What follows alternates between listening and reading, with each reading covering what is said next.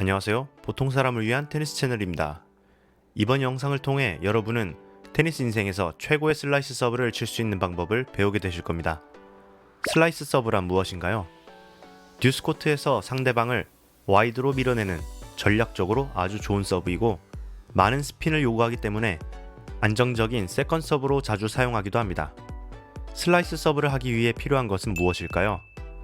3단계의 설명과 실제 연습 방법을 알려드릴 테니 구독과 좋아요 한 번씩 눌러주시고 영상 끝까지 시청해 주시기 바랍니다.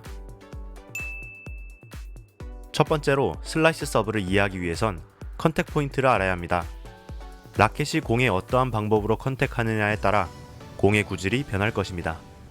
공의 구질에 대한 가장 기본적인 원리는 라켓면이 공과 평평하게 만나서 접촉할 때 공의 직진성 에너지가 발생하고 라켓면이 비스듬하게 공과 만났을 때 브러쉬 되면서 공의 사이드 스핀이 발생합니다.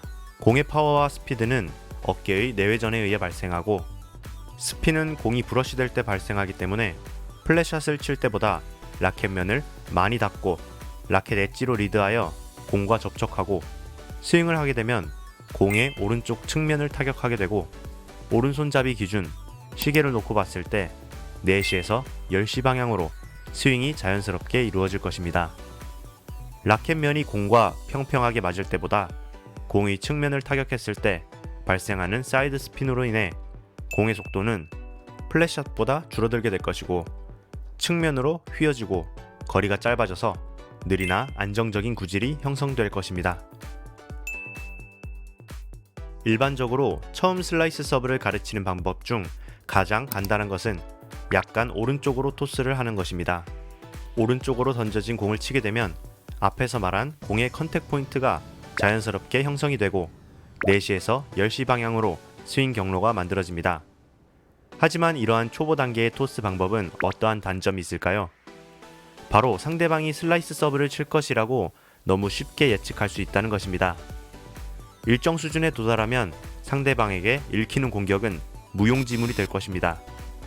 일관성 있는 토스를 하는 선수로 유명한 페더러는 플랫 서브와 슬라이스 서브를 할 때 같은 위치인 어깨 선상 위에 토스를 함으로써 상대방에게 서브의 정보를 주지 않고 서버의 공격권에 대한 유리함을 챙겨가는 것입니다. 토스에 대한 더 자세한 설명은 바로 앞전 영상에서 다루었으니 참고하시길 바랍니다.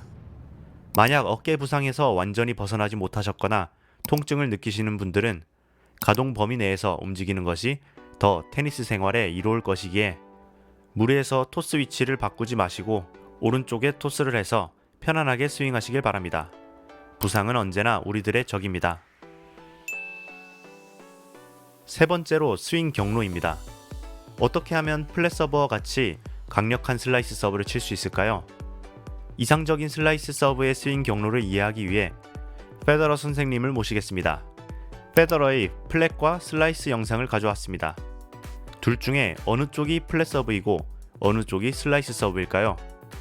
잠시 일시정지하고 맞춰보세요. 맞추시는 분께는 페더러가 사용하는 프로스테프 최신형 라켓을 선물로 드리겠습니다.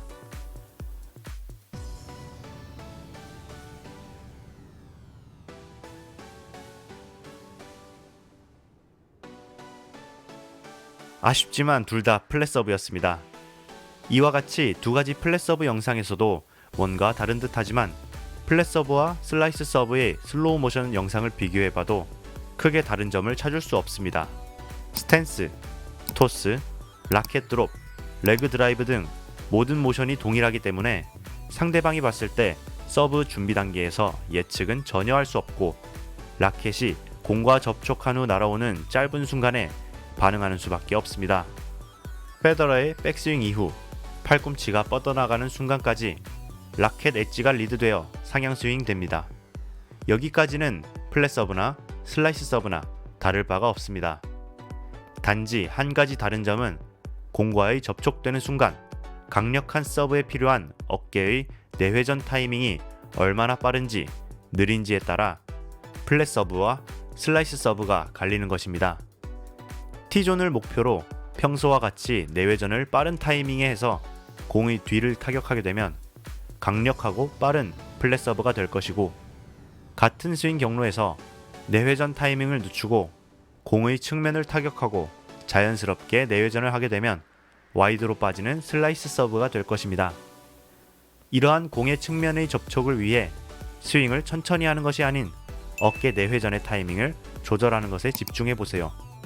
특히 슬라이스 서브에선 라켓 엣지를 더욱 빠르게 가속하여 공과 접촉한다고 생각해야 합니다. 이렇게 되면 포핸드 발리나 슬라이스처럼 새끼손가락 방향으로 공을 향해 스윙하게 되는 것이 자연스러울 것입니다. 포핸드 발리나 슬라이스와 같은 스윙의 느낌은 슬라이스 서브와 유사합니다. 발리할 때처럼 공이 낮은 곳에서부터 점진적으로 위로 올려가며 공을 쳐보세요. 결과적으로 어깨 위에서 치게 되면 슬라이스 서브가 될 것입니다. 슬라이스 서브에서도 공을 강하게 앞으로 내보내려고 한다면 어깨의 내회전은 자연스러운 현상일 것입니다. 어깨의 내회전 없이 스윙을 끝내게 된다면 공의 직진성을 추가하기란 딱히 방법이 없을 것입니다. 마지막으로 연습 방법입니다. 앞서 말한 것처럼 포핸드 슬라이스를 낮게 반복해서 쳐보세요.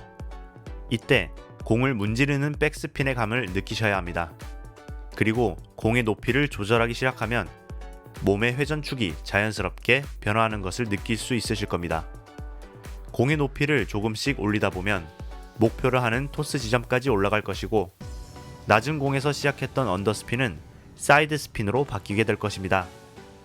공이 휘어지도록 충분한 사이드 스핀을 얻는 것이 편안해지면 공의 측면을 맞추는 것에 적응을 하여 서브의 처음 동작인 백스윙부터 컨택 포인트까지의 움직임이 자연스럽게 흘러갈 것입니다.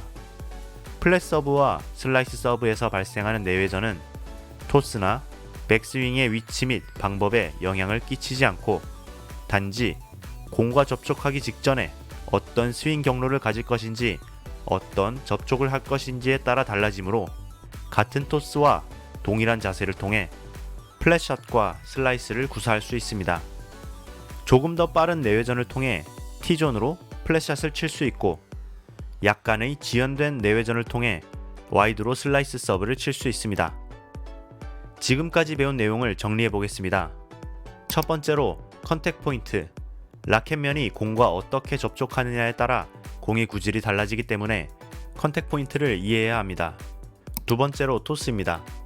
약간 오른쪽으로 던져지는 토스는 초심자의 경우 편안하게 슬라이스 서브를 구사할 수 있지만 상급자로 갈수록 상대방이 서브의 방향을 예측할 수 있고 공의 직진성을 더해 강력한 슬라이스를 치려면 어깨선상의 일관된 토스를 하는 것이 좋습니다.